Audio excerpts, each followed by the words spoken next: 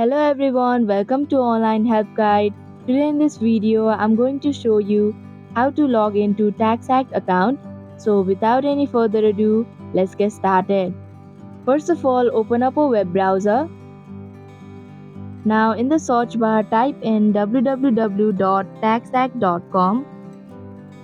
After you come across this official page, click on the sign in button in the top right corner. Here you'll have to enter your username associated with your account and a valid password.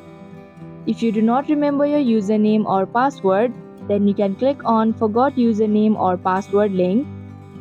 Also, if you do not have an account yet, then you can click on Create an Account option in the top right corner, or you can also click on Create a New One link on the bottom of your screen. And that is how you can log into TaxAct account. Thank you for watching Online Help Guide.